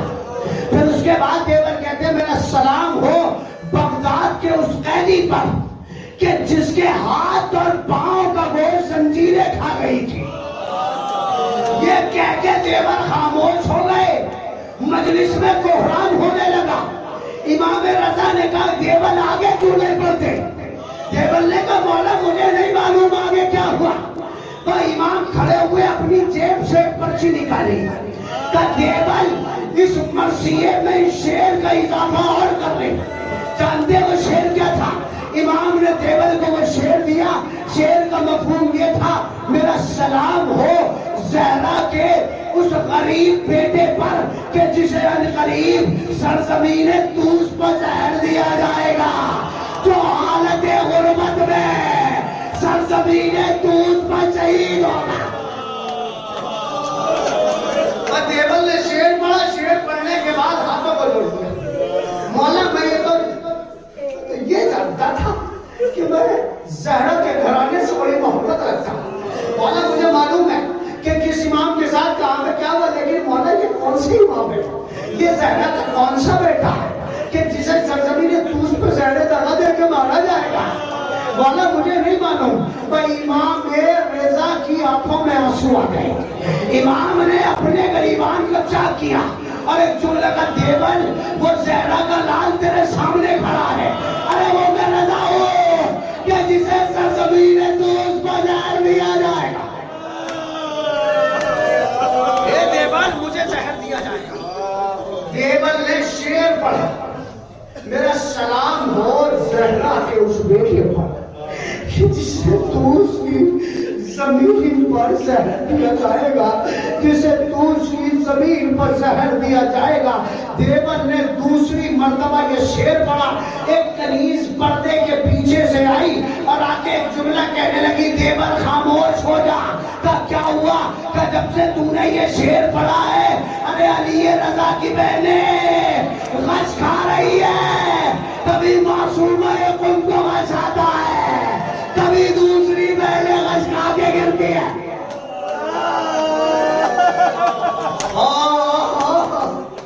कभी दूसरी बहनों को गश आता है। जानते हैं इमाम रजा ने एक जुमला कहा कि एक कनीज उनसे जाके बस इतना कह दे कि उन्होंने सिर्फ सुना है कि उनके भाई को जहर दिया जाएगा, लेकिन मेरा सलाम हो ज़ैनब कुबरा पर।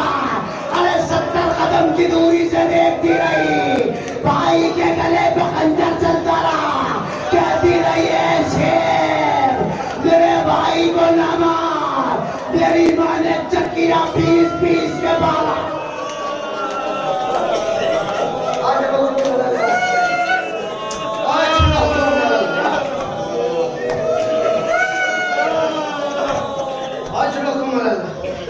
मेरे भाई को ना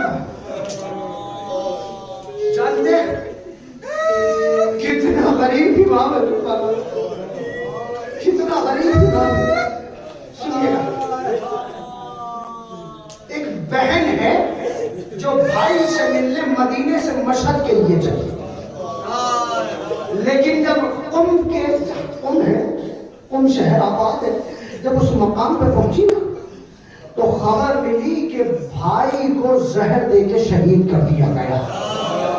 बस ताब न ला सकी, न आगे बढ़ सकी, न मदीने वापस जा सकी, न आगे जा सकी, न पीछे हट सकी।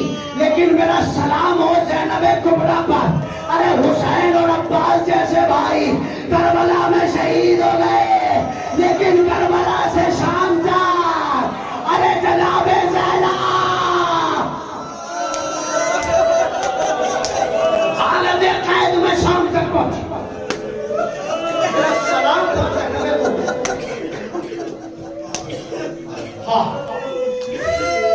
जानते हैं, जब मामून ने इमाम रजा को बुलाया तो इमाम ने अपने सारे सहाबा को जमा किया। जमा करने के बाद एक जुमला कहा कि मुमकिन है कि मैं अब वापस ना, मुमकिन कि मैं अब वापस ना, अगर आया भी वापस तो उस कैफियत में आऊंगा कि तुम मुझे देखना तो मुझसे बात ना करना, इसलिए कि मामून मुझे जहर देने वाला। अगर मैं आऊं तो उसकी पहचान ये है कि मेरे चेहरे पर, मेरे सर पर अम्मामा नहीं होगा, बल्कि चादर डली होगी।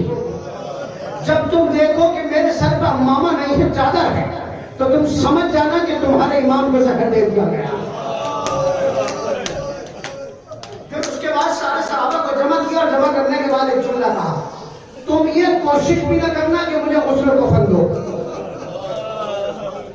क्या मौला, क्यों, क्या बात है? कि इसलिए कि मासूम को गुस्ल कफन सिर्फ मासूम ही दे सकता। तुम गुस्ल कफन न देना। मौला, फिर कौन देगा? कि मेरा बेटा तकी मदीने से आएगा, मेरा बेटा तकी मदीने से आएगा, वो मुझे गुस्ल कफन देगा। इमाम मामून के दरबार में पहुंचे, सामने बैठ गए, इमाम को दावत में बुलाया, सामने अंगूर रखे हैं। इमाम की तरफ जो अंगूर रखे थे उनमें जहर लगाया गया, जो मामून की तरफ रखे थे उनमें जहर नहीं था। अंगूर सामने आए, मामून ने देखा, देखने के बाद इमाम से एक जुमला कहा, जो अंगूर आपके सामने रखे हैं, इन अंगूरों का कायनात में कोई जवाब नहीं है, इन जैसे अंगूर कोई दूसरे नहीं है। इमाम ने मामून से कहा, गलत कह रहा है, इनसे कहीं ज्यादा मीठे और अच्छे अंगूर जन्नत के हैं, इनसे कहीं ज्यादा मीठे और अच्छे अंगूर खुद के हैं, जन्नत के हैं। कहा ठीक है, आप इसे नौश कीजिएगा। इमाम बैठे, इमाम ने कहा, अच्छा मुझे एक बात बता, जुमला कह रहा हूं, मसाइल को महसूस कर लीजिएगा। जब उसने इमाम से कहा ना कि आप अंगूर को नौश कीजिएगा, तो इमाम ने एक जुमला कहा। इमाम कहते हैं, पहले ये बता क्या मैं तेरा अच्छा इमाम नहीं हूं? क्या मैं तेरा अच्छा इमाम नहीं हूं? तो आप जो मुझ पर शक कर रहे हैं। तब फिर इमाम ने लहजा बदल के एक जुमला कहा, क्या तुझे तरस नहीं आता कि तू किसी गरीब को बेवतनी की हालत में मार देना चाहता? अरे मैं ज़हरा का लाल, मोहम्मद का नवासा, तुझे शर्म नहीं आती? क्या नहीं बोला? आप मुझ में शक कर रहे हैं, आप अंगूर खाइए। इमाम ने अंगूर उठाया, मामून ने इमाम से पहले अपनी तरफ वाले अंगूर खाए, अब इमाम ने अंगूर उठाया, इमाम ने अंगूर खा लिया। उसने इमाम से कहा कि और खाइएगा। इमाम ने पलट के कहा, जो तू चाहता है वो काम से रहे, एक अंगूर कर गया। अब तुझे दूसरे अंगूर की जरूरत नहीं है, वो काम एक अंगूर कर गया, कहीं और खाइएगा। भाई इमाम ये कहकर उठ गए, कहा आप जा कहां रहे हैं? इमाम ने पलट के कहा, तूने जहां भेजना चाहा था मैं वहीं जा रहा हूं। इमाम ने अपने चेहरे पर चादर डाली, अपने सर पर चादर डाली। जहर इतना तेज था कि इमाम जहां कदम रखते थे, इमाम के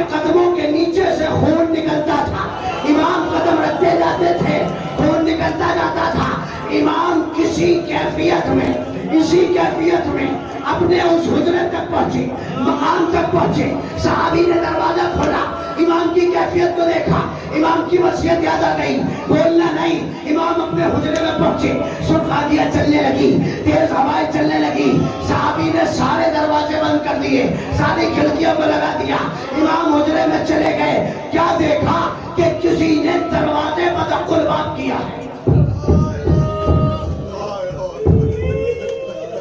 सहाबी आगे पहुंचा, जाकर दरवाजा खोला, क्या देखा कि इमाम रजा बिल्कुल सही हालत में सामने खड़े, हाथों को जोड़ के कहने लगा, इमाम ये कोई मौजा है? अभी मैं आपको जिस कैफियत में छोड़ के आ रहा हूं, आपको जिस कैफियत में छोड़ के आ रहा हूं, मौला अब आप बिल्कुल ठीक है, मौला आप अंदर भी हैं, आप बाहर भी हैं। इमाम ने आंखों में आंसू भर के कहा, मैं इमाम रजा नहीं, मुझे मोहम्मद तकी कहते हैं। अरे मैं मोहम्मद तकी अली रजा का बेटा। कहा मौला, इमाम कह के गए थे कि आप आएंगे, लेकिन आप इतनी जल्दी मदीने से आ कैसे गए? अरे तुझे खबर नहीं है मेरे बाबा, आखिरी बात, अरे मेरा बाप। इमाम उस हुजरे में पहुंचे, पहुंचने के बाद इमाम रजा को देखा, बाबा के सरहाने पहुंचे, बाबा की पेशानी को बोसा दिया, रुखसारों को बोसा दिया, हाथों को बोसा दिया। अल्लाह न करे कि कोई बेटा इस वक्त को देखे, जब किसी के बाप का मुश्किल वक्त आ जाए। इमाम अपने वालिद के कदमों में आके खड़े हुए, इमाम रजा के कदमों में खड़े हुए। खड़े होने के बाद कहा, बाबा मैं आपके कदमों में बैठा हूँ, बाबा आपका आखिरी वक्त है, बाबा आप जा रहे हैं। मैं कहूँगा मौला खुश नसीब है आप, अरे हालत गुर्बत में, परदेसी के आलम में, अरे बेवतनी में बेटा आ गया, लेकिन हाय रे फातिमा कला करबला का मैदान, सैयदे सज्जाद खैमे में बीमार ले डाला, हुसैन का जनाजा बेगौरों का बन पड़ा रहा।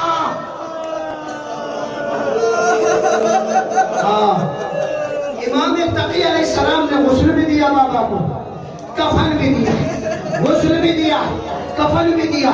सहाबियों ने बड़ी ही इज्जत के साथ, बड़ी ही इज्जत और एहतराम के साथ इमाम रजा अलैहिस्सलाम का जनाजा उठाया।